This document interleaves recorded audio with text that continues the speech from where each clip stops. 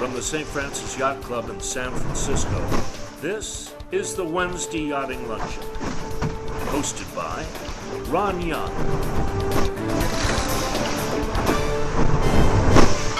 Welcome to the Wednesday Yachting Luncheon, live from the virtual grill room of the St. Francis Yacht Club. We hope that you and your family are safe, sheltering in place in a comfortable environment, and we look forward to joining you back at the Yacht Club just as soon as conditions permit. This has been one amazingly long pandemic, and we do see a light at the end of the tunnel.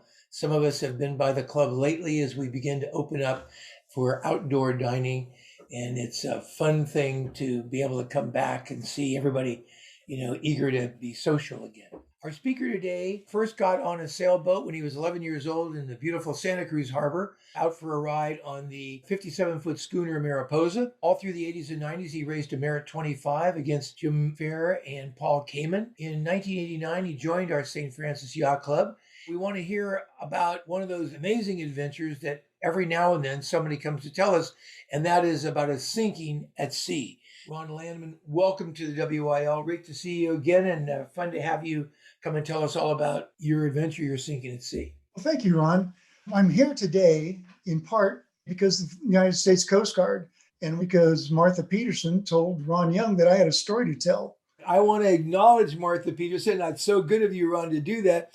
Martha's an incredibly great servant of our yacht club. Like all of us volunteers, she puts in all kinds of unthanked hours, and you're such a thoughtful reminder. Her cartoons bring a smile to all our faces on a regular, like at least once every 2-week basis. So Martha, we're thinking about you and we're smiling and we're thanking you for bringing back Ron for this story. Thank you. I was born in San Francisco in 1949. There's a football team that I'm rather fond of that have those same factors built in too. When I was 5, we moved to Santa Cruz and used to be able to go down Capitola Road by the water, by the Twin Lakes, and the Army Corps of Engineers turned the westernmost lake into the Santa Cruz Small Craft Harbor. When I was about 11, I had an opportunity to sail from Monterey into the brand new, not even finished harbor on the 57-foot gaff rig schooner Mariposa. With a bunch of other kids, we had El Toros made out of mahogany and sailed on a 44-foot trimaran named Troika. When they had the grand opening of the Santa Cruz Harbor, I was asked by the son of the owner of the Santa Cruz Sentinel to sail on his little Aqua Cat, which was a horrible little catamaran with a great big ball on the top in case it flipped over. And all the boats went out on the Monterey Bay. There was a procession led by the Coast Guard back into the harbor. Well, my captain decided to tack out the channel in between all the boats. And when we finally returned into the harbor, there was the Coast Guard waiting for him. And that was my first encounter with the Coast Guard, watching my captain get a ticket for being an idiot on the water. So you were a good luck charm early, it sounds like. Oh, yes. Yeah. Well, when I was in the Navy, I got to sail in the Philippines. And that was my first encounter with warm water sailing, something so different than what we experience here in Santa Cruz and Monterey and San Francisco Bay. After the Navy in college, I moved back to San Francisco, started sailing small boats there. And in 1995, my wife and I decided to buy a 45-foot center cockpit Nelson Merrick hull Morgan 45, and we named it Painkiller after a very popular drink of ours in the British Virgin Islands. In 1999, I decided to retire from the Customs Service, and my wife took a dream job of hers in Washington, D.C. And I said, well, I'll sail the boat around to Annapolis and we'll live on it and have a nice time. I put a lot of safety stuff on the boat. I have to read a few of the things we had as far as safety stuff. A coastal cruiser's first aid pack, 4 inflatable PFDs, which are very comfortable, for everyday use while out on the ocean. 4 Type 1 offshore PFDs, which will support 90 pounds. That's enough to keep your head out of the water. 2 flare gun kits, one with 15 new shells and another one with old expired shells. never get rid of your expired shells. Every single one of my expired shells worked when I pulled the trigger. Just have them in a separate container away from the active shells. When the Coast Guard boards you, you can't have the two mixed. Signal mirrors, a bunch of these types of things, whistles, handheld waterproof VHF, handheld waterproof GPS, dozens of flashlights, Leatherman type tools. These are indispensable, especially if you're going to get in a raft. The last day of 1999, that's when I retired. Jane and I celebrated at the St. Francis Yacht Club. It was the New Year's Eve dinner. And if you recall, that's the night that the lights were going to go out. At midnight, a bunch of us went out on the deck and we stared at Marin County waiting, but nothing happened. January 1st, 2000, Jane and I took off and we sailed down to Southern California. And I harbor hopped down to San Diego, where I had a water maker and a genset put on board. And then friends of mine, Bob Ogerchuk from Hawaii and Mark Greenfeld from Santa Cruz, we harbor hopped down all the way to the Panama Canal, where Jane joined me. And we had this fantastic opportunity to go through the canal in a 45-foot sailboat under the transom of an 800-foot freighter. I've been there with this squished bug feeling that you can have. Yeah, it's you do feel like a squish bug when the gates open and the freighters engage the propeller. All of a sudden, you have 5, 6, 7 knots flowing under your boat, and you have 4 line handlers on your boat keeping you in place. If you get a chance, do it. Lake Gatun is a really remarkable area to cruise in also, if you get the chance. People don't know, but when you go through the canal system, it's incredible microclimates where you'll literally go through shower areas and then come out, get dried off, and then boom, go through another shower. It's literally like you were walking through a gymnasium with shower areas. It's fantastic.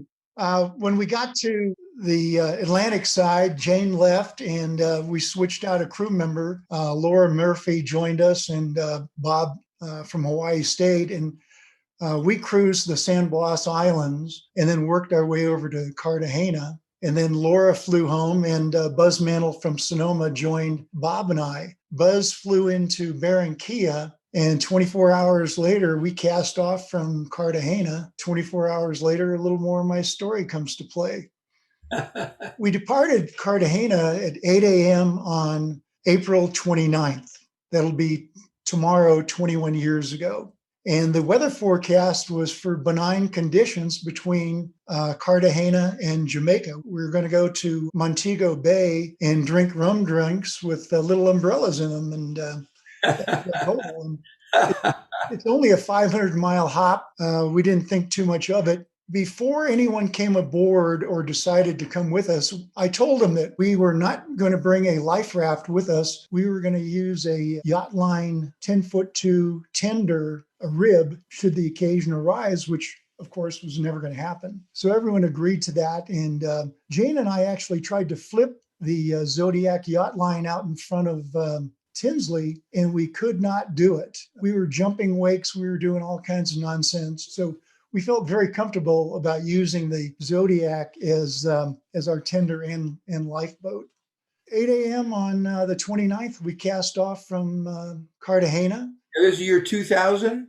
Year 2000, yep. I'd been retired all of 4 months by that time. March 2000, the market was like a bowling ball rolling off a table. Market just went boom like this. I was in tech at the time, and we did notice the capital markets were all drying up, and everybody who hadn't already IPO'd was thinking that, hard to decide whether it's good news or bad news, because all the guys who'd IPO'd, their stock was going in the tank quickly. So what a time for you to be in Panama, just off of, east of Panama. Holy cow. Well, basically from the time we left Cabo San Lucas to when we got home back in the United States, we didn't get news. It just wasn't important to us. Good for you. Yeah. And life is good without news. Let me tell you. Just before sunset, we started seeing logs in the water. Some of them 20 feet long, some of them 30, 40 feet long. And we were so thankful that we saw them in daylight, because hitting one of those things at night would have been disastrous. As the evening progressed, the wind picked up even more and the waves were up to 8 feet. What angle is it hitting the boat? The wind and waves were out of the northeast and we're headed due north. So on your starboard bow. Starboard bow, yeah. And you're under power? Motor sailing, we had a slightly reefed main, engine probably doing just a little above idle. Very comfortable, going up and down and up and down. You're going through the water at like 3 and 4. What speed are you going through the water? Oh no, 6.5. So you're rolling along because you got high 20s of breeze. Okay. Huh. Well, you forgot already, Ron. We're looking for little rum drinks with umbrellas in Montego Bay. That's right. That's right. That's right. The motivation. I went to sleep and about 2 a.m., Bob woke me up. He said, there's a blip on the radar and it appears to be 2 miles in front of us. So I looked and it was a ship going northeast to southwest, directly towards the Panama Canal, which was 200 miles away. And I said, we're fine. And since I was awake, I took over behind the wheel. At 4 a.m., we went off a particularly large wave. We went up and we fell down and the boat shuddered. It was pretty obvious we hit something. And after the initial shudder, there was a secondary shudder. I went below and did a walkthrough and I didn't see anything. An hour later at 5 a.m., Buzz yelled up that there was hissing. I then ran in the salon, pulled up the hatch, which was full. I felt the bilge pump and it wasn't running, but it was hot. I went to the DC panel, cycled the switch to see if it had tripped or something, went back and the bilge pump wasn't working. Things aren't looking good. So 6 inches of water, but how's it moving, the water? Because we were pounding it, it's sloshing every which way. And so now I gave the order to reduce speed and go dead downwind, and we furled the main. I had Bob stay behind the wheel, and Buzz and I searched the boat looking for through holes and all the things that go through your mind. In the forward cabin on the Morgan 45, there's a queen-size bunk on top of a 126-gallon water tank. And very little access, but there was a hatch in the salon sole. And when I pulled the hatch out, water came gushing out, a column probably 5 or 6 inches in diameter. Wow. By this time, Buzz had manned the manual bilge pump and he was pumping. And what was going out was probably 1/20th of what was coming in.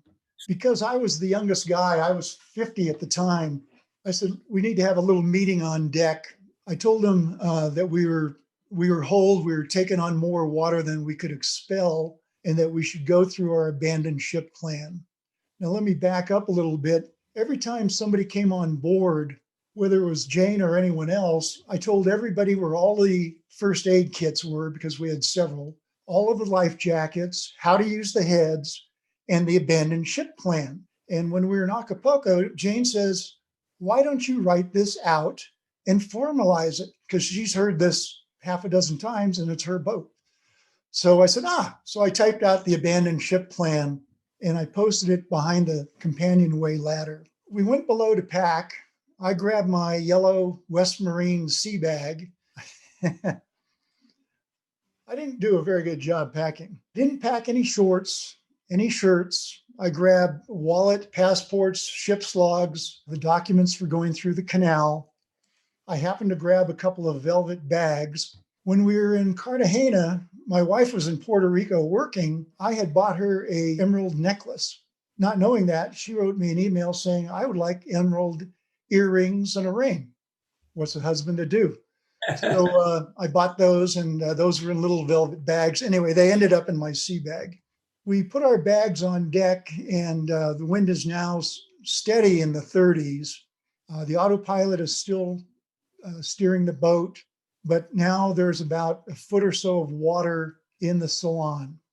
Anyone who had to go below to get anything now was in peril. And my biggest fear was one of us would break a leg or an ankle or something, and that probably would have been fatal. And about that time, the engine and the genset died.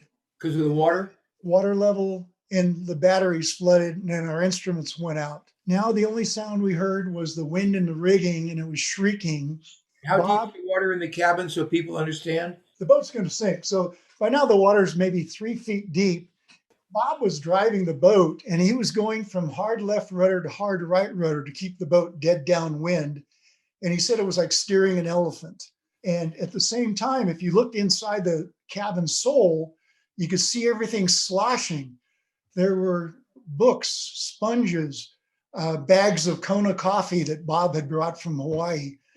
Buzz and I cleared the aft deck so that nothing would get in our way. We threw everything into the sea. The outboard motor, gas cans, you name it, everything went into the sea. So now it's daylight, early dawn. Early dawn, 6:20, and we see a ship a half mile to the north of us. I tried hailing him on the handheld VHF. I fired about 3 or 4 skyrockets, and within 4 or 5 minutes, the ship was gone. You know, they're doing 22 knots, and that was it. Wow. And for a few minutes, we actually thought we were going to be rescued without even getting our feet wet. And it was a delightful idea. I went in the aft cabin where the Inmarsat C was, and there's 2 emergency buttons. And if you held both buttons for 5 seconds, the 406 EPIRB was activated, and also a very loud alarm. And by now in the aft cabin, the water was about 2 feet deep. If you stayed and looked at the Inmarsat C and the drop-down menu that came on the computer, you could pick a number between 1 and 10, and you could broadcast what type of emergency you were having. Pirates, grounding, fire, medical, it goes on and on and on. I said, screw it. I'm not staying in here in the back of the boat. They can come and talk to me, and I'll tell them exactly what happened to us when they come and get me. So I got out of there because it was just too dangerous. A few minutes after that, I told Buzz, turn on the other 406 EPIRB and tie it onto the raft. You're filling the raft with supplies? Yeah, the raft is on the radar arch, and we're tying things in. We've put our sea bags in it. I took out a gallon of orange juice and a gallon of lemonade. Buzz poured out the orange juice and filled it with water while we still had power. Brilliant idea. And he tied those to the raft. He lit off the EPIRB, but the original abandoned ship plan was we wouldn't light that EPIRB off until we were in the raft. Again, I said, screw it. If they want to ask me why I lit it off early, they can come and get me, and I'll tell them in person. So now we have 2 EPIRBs going. The bad news about that, so people get educated, is unnecessary battery usage. What's the downside of that? The downside is you'd have about 3 days of battery usage. So now we have both EPIRBs. The signal goes to a satellite. It's downloaded in Newfoundland, and the signal goes to the Rescue Coordination Center in Miami. There they look up the signal, and they go to their file cabinet, and they pull out the registration. Here's a big problem. A lot of people buy EPIRBs, and they don't register them. They don't have the emergency contact numbers, so they don't know who to call. If an EPIRB goes off, and let's say it's near Key West, they don't know if it's an actual emergency or if somebody just bumped and hit the switch or was playing. The Coast Guard cannot waste resources chasing false alarms. So if you buy a 406 EPIRB, you have to register it. And you have to have phone numbers of people who will respond. So we're hoping all of this is working. The ship passed us at 6:20. At 7 o'clock, Bob and I unfurled the Genoa and we let it fly out in front of the boat just to make us more visible. We didn't want the main up because we didn't need speed, but the Genoa flying in front of the boat like a pennant wasn't going to add any speed, but it did add visibility. So you mean you disconnected the sheets so it would just hang like a pennant in front of you? No, we left the sheets on, and the sheets are flying out in front of the Genoa. It was windy. The boat is getting lower in the water. It's going down in a bow down attitude, maybe 10, 15 degrees. How much below the waterline would you guess you were at this point?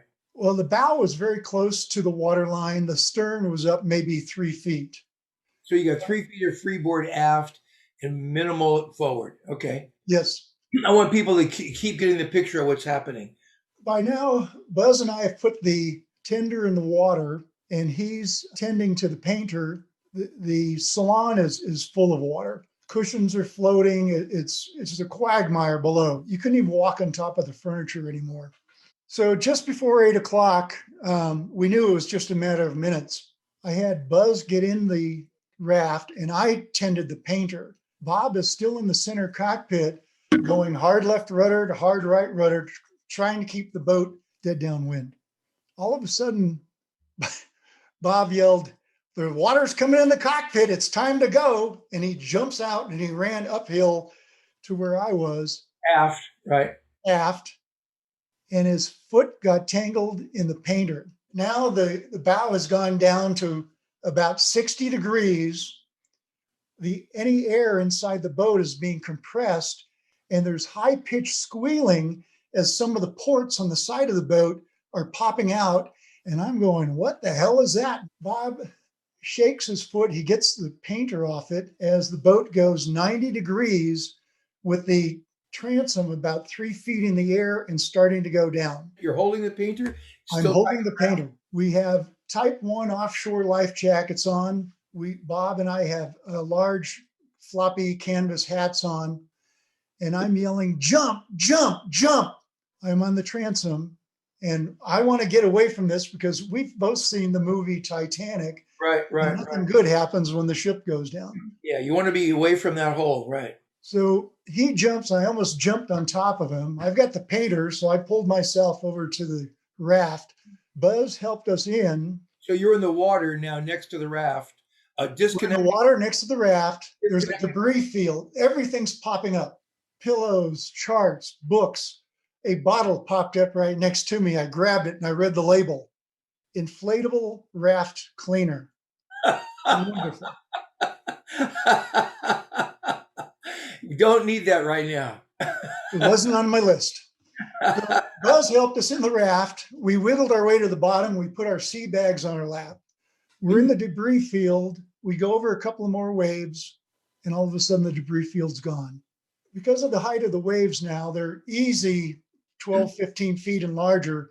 Remind us how big this raft is. 10'2". How many people in it? 3.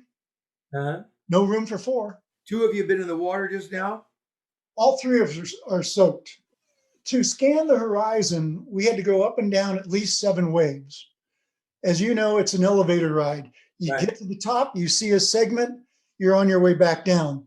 You go to the top of the next one, you look a little more. So to do a 360-degree scan took at least 7 waves. The tops of the waves are blowing off. So we've got spray in our face constantly. I've got a large sponge. I'm bailing with this. Buzz and Bob, they grab fruit juice boxes, open them up, drink them, and they start bailing with that. The whole time we're in the raft, we are bailing because, again, every time we get to the top of the wave, the spray's blowing off. It's coming in the raft. We are soaked. The water is 83 degrees. The wind is sucking the heat out of our heads and torsos. We are headed towards hypothermia. We are in the tropics. How can that be? I'd never thought that through. Mm-hmm. It would have been warmer in the water, but extremely dangerous. Yeah. Evaporation is exothermic, takes heat to evaporate. So it's pulling heat out of your body. So you guys, let's get the picture now. You're in this 8-foot raft, 3 guys, you're bailing frequently, and you're going down the breeze in 30 knots at like a couple, 1.5 knots, 2 knots or something like that. How fast are you going? Well, I brought out the GPS and we're averaging between 1 and 1.2 knots. Yeah. We were headed on a course of 225. We were headed directly to the Panama Canal, which was 200 miles away. We were 120 miles north of Cartagena and 380 miles south of Jamaica. We were close to the shipping lanes from the ships leaving the canal going to Europe or Baltimore, New York, whatever. This is good and bad. Yep. Good and bad. Yeah. Our future depended on people we didn't know. Our future was totally dependent on people thousands of miles away who may have received our signals, but we had no idea. On 406 EPIRBs, there's no return message. Great idea for an invention, huh? 20 minutes into our life on the raft, we found ourselves upside down and under the raft. None of us have any recollection of a wave lifting us or flipping us. All we know is 1 second we're in the sunshine, the next second we're underwater.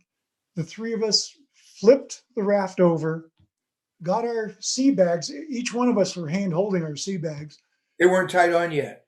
Nope, they're on a fist. Got the sea bags in, and we each helped each other back into the raft. We had enough water for a couple of days. How much would you consider that to be? How much water? 2 gallons, probably limited to a quart a day. So things are pretty bleak. At 10:20, Buzz yelled that there was a ship coming right for us. Get to the top of a wave, and we could see this black-green monster coming. It passes about 1/8 of a mile to the south of us. It was close enough where we could see the welds, we could see the name. I got out the flare gun. We fired flares. I tried them on the handheld radio. We held out these orange plastic signal placards that you see. These were on our necks, by the way. We are shining the signal mirrors on the bridge of the ship. And by the way, let me add, these things, they play movies, CDs, music stuff. These make fantastic signal mirrors. They're big. Okay, cool. Now, did you just say you did one flare at this point? This time, I think I did about 5. A few minutes after we hailed them, the ship was gone. And we actually thought they were on their way to rescue us. We thought they had been vectored into us. We were very disappointed that they did not respond to the VHF or the skyrockets. So they were looking at you over their starboard side as they went by? Their port side. Okay. Yep. And they were leaving the canal going somewhere else? They were headed northeast, yeah. And we were drifting southwest. Buzz puts out the oars, gets up on his knees, and Bob is giving him directions on which way to pull to keep the bow of the raft into the waves. Just for people to know, if you don't say bow to the waves, if you're parallel to the waves, that's when you can roll the most. And you want to be bow to the waves so you're less likely to roll in any given surf condition. Right. Exactly. Because when Bob and I jumped in, we lost our hats. I had my life jacket halfway up over my head. At 11:40, I thought I heard aircraft noises. The sound kind of funnels in under the life jacket. Buzz told me to signal my mirror wherever I thought the sound was coming from, and I couldn't tell. So I'm just flashing my signal mirror every which way. The sound went away after about a minute. 10 minutes later, I heard the sound again. And at this time, a big white plane dropped under the clouds and started to turn. I got out the handheld VHF and yelled, "Turn." And the voice came back and said, "Painkiller, this is the United States Coast Guard." Wow. Holy cow. And because I had not said our name to a boat that didn't exist anymore, I knew they were looking for us. Yeah, really. And I yelled, "Turn, turn, turn." And they said, "Which way?" And I told them which way to turn. And when they were lined up on me, I loaded one of my last 3 flares. And when they were about a quarter mile away, I fired it. They flew over and they dropped down a smoke container. Within seconds, they're 5 miles down range, and they started flying ellipses, great big sausages, if you will, up and down. And every time they got close to us, they started asking us a question. The first one was, "Are there any medical emergencies?" No. "How many souls on board?" 3. "Where was your hailing port?" San Francisco. "Where was your destination?" Annapolis. Dead silence. Do you know that there's commercial aircraft that go from San Francisco to Annapolis? Yes. You could have made a reservation, Ron. And that's when I realized we weren't going to die, because you wouldn't make a joke to somebody who was about to die. Then we heard the aircraft talk to a ship, the La Paya. And the Paya captain came back, and we can hear direct on the handheld. The Coast Guard asked, would you like us to drop a larger raft? And I asked him, how close do you think you could get it? And they said 50 to 100 yards. And I said, hold on a second. So I asked the guys, and Bob is 5 feet away, but I have to yell, do you think we could swim 50 to 100 yards to a raft? No. Again, I was the youngest. I was 50. Yeah, right. So I went back to the aircraft and I said, how long are you staying in the area? And they said, until you're on a hard steel deck. Oh, good. Oh, goodness. And I said, we're managing so far. We're going to stay in the raft. Right. As long as you're staying here. And they said, fine. So they've got time to kill and they're interested. They're looking at these 3 people down there. They said, we don't have the gas to get back to Clearwater, Florida. We're going to have to go to Gitmo, Guantanamo Bay. If you give us the names of loved ones and their phone numbers, when we land, I'll call. So I passed on Jane's name and number in Alexandria, Buzz's girlfriend and son in Hawaii, Buzz's girlfriend in Sonoma. How many girlfriends would you let each guy have? Dude, if we got into Montego Bay and had the rum drinks with the other umbrellas, we would have had lots of girlfriends. That's a different story. I jest. A few minutes later, we hear the captain of the Paya come on. Can the men in the raft propel their boat to us? We don't think we can launch the all-weather boat. I said, no. I said, we're drifting 1.2 knots towards Panama. No. How big is the La Paya? 880 feet. What's the wave? What's the sea state at this point? 12, 15, and some waves are in the 20s. Yeah, so you're going like this, right? Okay. Yeah.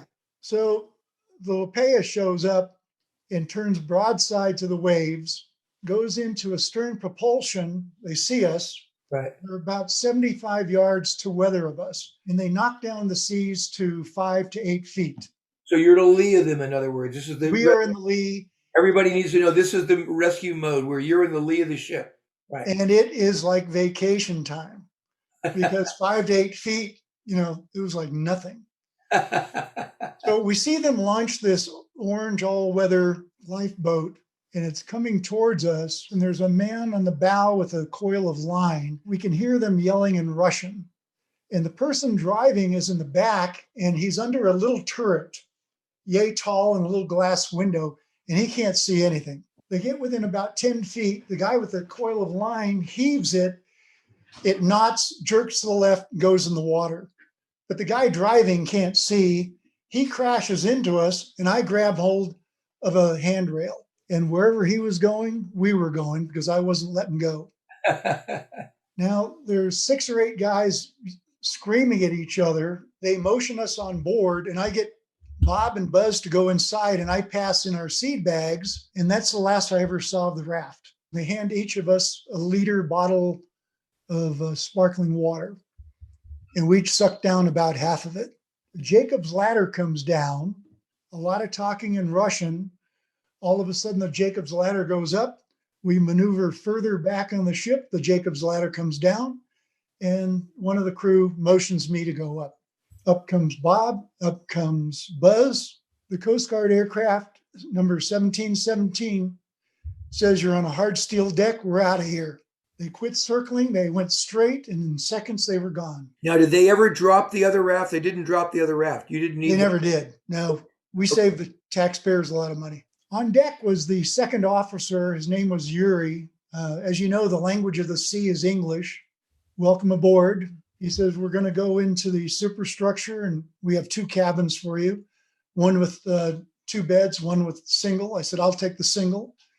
I need some solitude. Is this a tanker? Yeah. 880,000 gallons of refined gasoline going from South Korea to Ponce, Puerto Rico. So, is this no smoking boat? Yeah. There were 16, and some of them, they're Russians. They smoke.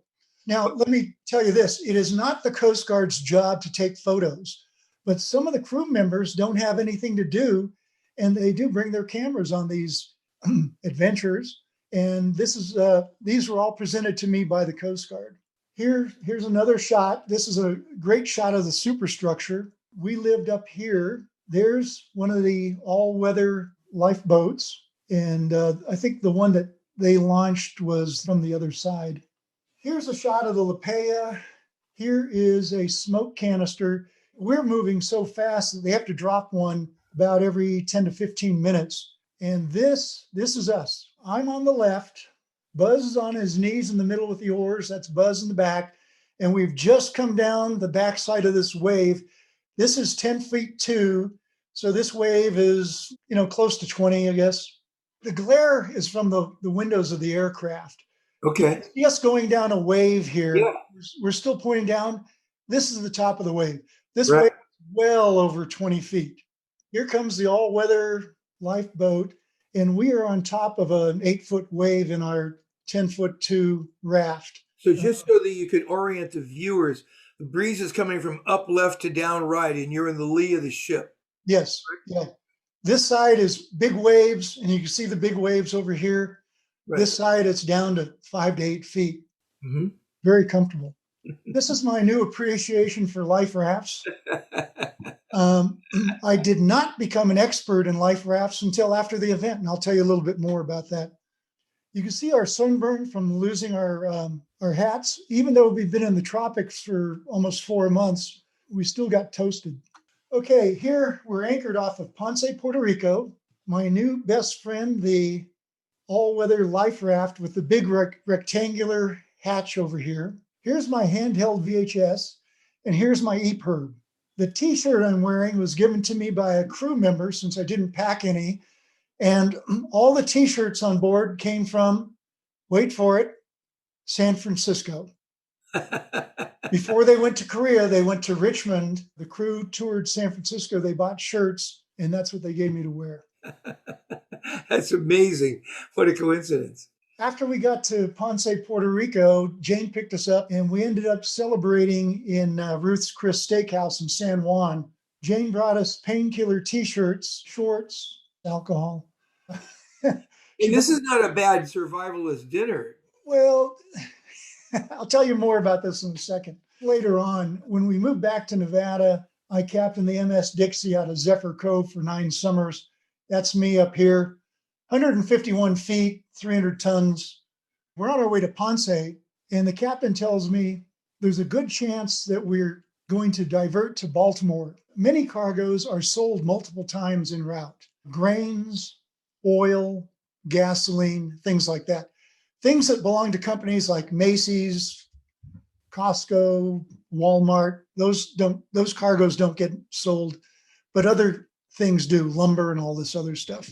So Jane had just left Puerto Rico and she was home in Alexandria, so I told her to stand by, not to come down. On our trip over to Puerto Rico, we spent time on the bridge, and I wanted to find out, why didn't anyone see us? Well, the bridge is wider than the ship because you have a bridge wing on either side.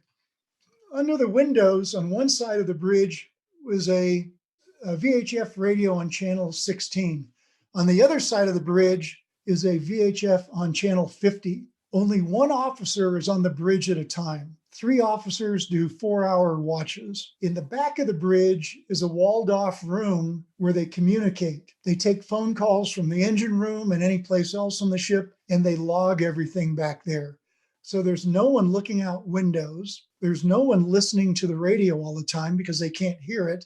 They might be on the phone with the engineer or something. So these things are traveling across the ocean at 22 knots, and maybe no one's watching. So us flashing our signal mirrors at the bridge, firing rockets, hailing them on the VHF didn't account for anything. There's just no one out there, especially on those long passages where they're not worried about hitting anything. So that's something we learned. What else did I learn? After the incident, I started going to more boat shows on the East Coast, and I learned that a 4-person life raft has room for 4 people if they can sit in a 2-foot by 2-foot square. That's you sitting on your butt with your hands around your knees and you're up against the next person and the next person and the next person. It's not much room, especially I'm 6'3" and almost 230 pounds, a full-size adult. You could put a couple of us together and you're in trouble. If I were to do this again, and I will, for 3 people, I would rent at least a 6-man raft. If your crew is going to be 4, I'd want an 8-man raft or 2 4-man rafts that you could tie together, depending on what you can put on your boat. But you'd rather have one 8-man raft than 2 4-man rafts, right? There is an added safety to having 2 rafts in case one holes. How else would you use your time? You were in the raft for 5 hours, and you talked about how useless it was to shoot off flares when a ship was coming by. How would you use your time better? Hindsight being 2020. Let me back up just one second. When I started sailing on the Mariposa when I was a kid in Santa Cruz, Yeah. it was a wooden vessel. It had cotton sails with bamboo rings that bent it onto the mast. Fast forward to today, where we have kite surfers doing 20-something knots and America's Cup boats doing 50-plus knots. Wow, that's in my little lifetime. Inmarsat C was the hot ticket in 2000. Now, I would not go on a venture like this without a sat phone. 1 or 2? 2's always better. Yeah. Do you ever have 1 glass of wine? No. Right. Silly. How about abandoned ship plans? There's 2 ways of doing that too. There's the crash bag where you have everything preloaded and something happens, you grab it and you go on deck. I prefer the menu where it's posted someplace and everything is in its charger. The handheld VHF, the GPS, all of this stuff, flashlights that are rechargeable. And if something happens, then you pack your sea bag and you know that you've got everything charged up. Then you load the water. If you use the crash bag scenario that's already preloaded, who's going to change the batteries at the beginning of each season? You know, it's the old joke that a flashlight is a container for dead batteries, right? So I prefer the menu type, but you do what you want.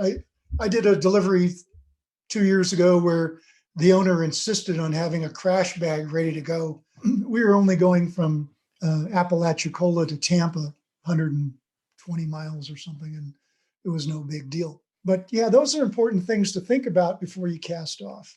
After you got in the raft yourself, you climbed the raft. How long after that did the boat you got off of, Painkiller, disappear? Painkiller sunk from underneath me. It was going straight down. Moments later, it was gone, like a minute later, 2 minutes Before later? my head cleared the water from jumping in, it was gone. Uh-huh. And all of the stuff, you know, mattresses, pillows, all this stuff was popping to the surface. It was quite entertaining to see for a few seconds. And our job was to get into the raft. And then once we were in it, the wind pushed us away. But right next to me on the radar arch is a fillet knife, just in case something fell. Now, after we got rescued, I gave the captain the crew list. They invited us down for lunch about 3:00. We've been on board the La Paya now for almost 2 hours. And an officer came down and said, "Captain, the Rescue Coordination Center in Miami would like to talk to you." So I went up to the bridge. The captain handed me the sat phone. This lady says, "Hello, my name is Serene. I'm with the Rescue Coordination Center. Do you have any idea what happened?" I said, "Yeah, I think we hit a log. We saw logs before sunset. We're not sure. It was dark. The vessel sank." She said, "Do you have any intention of going back and getting the boat back?" And I said, "Serene, the boat sank in 3,500 meters of water. No." 1,000 feet down, right. She said, "I have a few more questions. When I'm done, I'm going to patch you through to your wife in Alexandria." Now I had to tell Jane, I lost our boat. You know, it was very emotional. How long had you had the boat at that point? A little over 5 years. Went on a bunch of St. Francis cruises, stag cruise every year. Great boat. I told Jane that we're probably going to Ponce. And she said, "Oh, I just left Puerto Rico." And I told her that they didn't have many things on board. And I'll tell you this, the captain said I could use the sat phone anytime I wanted, but the charge was $2.05 per minute. Well, if you remember, I told you I had $2,500 in the ship's cash. So I talked to Jane several times a day. We were rescued on Russian Orthodox Easter Sunday. Monday, we found out they didn't have any toothbrushes, they didn't have deodorant, they didn't have razors, they didn't have first aid medicine, they didn't have any liquor. You talk about three guys wanting a cocktail. This is a Russian tanker. There was no vodka. They'd already been at sea over 28 days. So that was probably day 3 out of South Korea that was gone, you know. So we need everything. We're wearing shorts and t-shirts they gave us. When you get to San Juan, if you could get us toiletry bags with every toiletry you can think of. The next time I called her, I said, could you also go to a pharmacy someplace and grab bar soap, shampoo, razor, shaving cream, toothbrushes, toothpaste, deodorant, 10 cases of beer, 3 cases of wine, get all the stuff and bring it down. Tuesday night, we anchored off of Ponce. Jane was in San Juan. She called and I said, we're going into Ponce tomorrow morning. We cleared customs and immigration. Jane showed up in a rental car, came up to the bridge. She met the captain and the second officer, Yuri, the main person we talked to. And she said, I've got all that stuff in the car. And I said, Captain, can you organize a working party? We have some stuff for you. And we said goodbye to the La Paya. I called my friends up and I called Ruth's Chris and I said, do you have a dress code? And they said, yes, you have to wear a shirt. I ordered several nice bottles of red and several nice bottles of white. Very nice dinner. Ordered many more bottles of wine and probably left there about 11 o'clock at night. Next morning, I took Buzz to the airport. Jane and I got a plane for Washington, D.C. But while waiting at the airport, I looked up the number for Coast Guard Air Station, asked to speak to the commanding officer, told him who I was and what happened. And they put me right through, and it was Captain Ben Thomason. I said, Sunday, my boat sank. Aircraft 1717 found us, coordinated our rescue. Let me interrupt. He said, I'd like to invite you down here to talk to the air crews. We invite every survivor, but very few come. I said, that's why I'm calling. I want to meet the guys who saved me.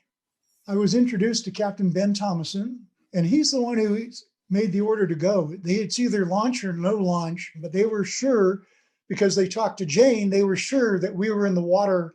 So he said, what we're going to do is I'm going to take you over to hangar, and the crew from 1717 is there. I'm not going to introduce them, but every flight crew that isn't in flight status is there. There's about 125 people. And they all snapped to attention when the commanding officer walked in. And he introduced me. He said, this is Ron Landmann. He's from San Francisco. He's going to tell you a story.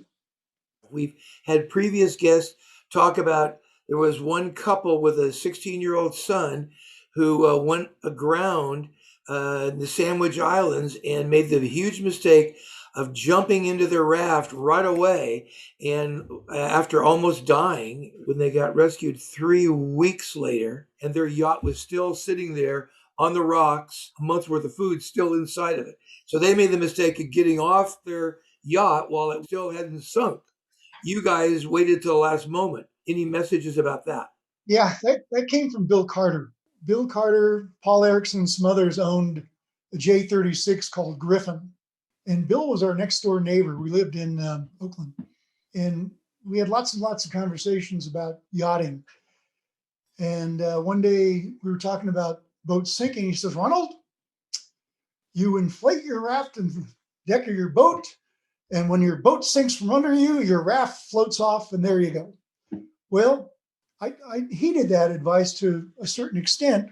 The modification was our raft was hanging on the transom on the arch, and we did clear the deck, but the visibility of a 45-foot yacht with a 60-foot mast with a sail flogging out is much better than a raft that's a foot above the water with heads another foot above that. 2 feet of visibility versus 60.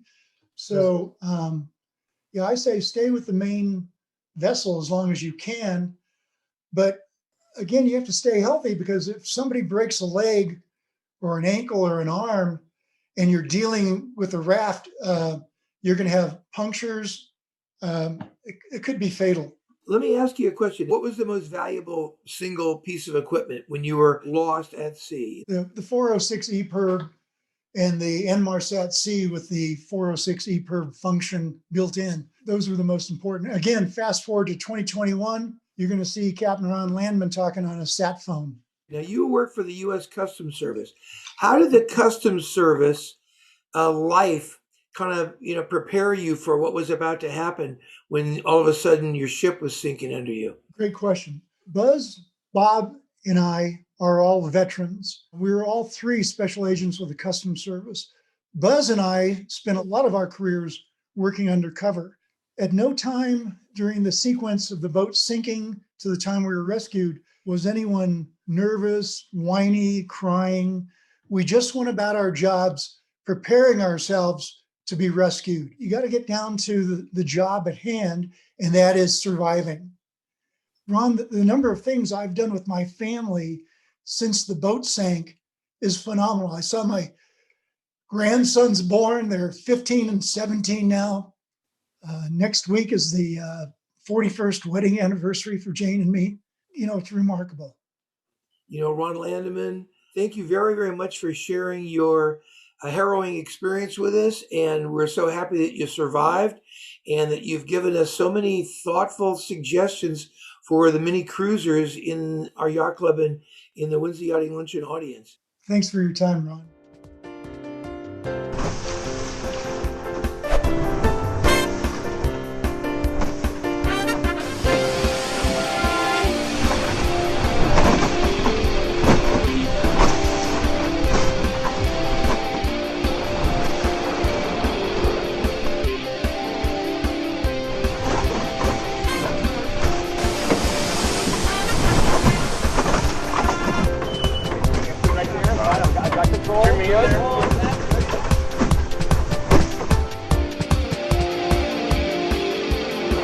This has been a presentation of the Wednesday Yachting Luncheon.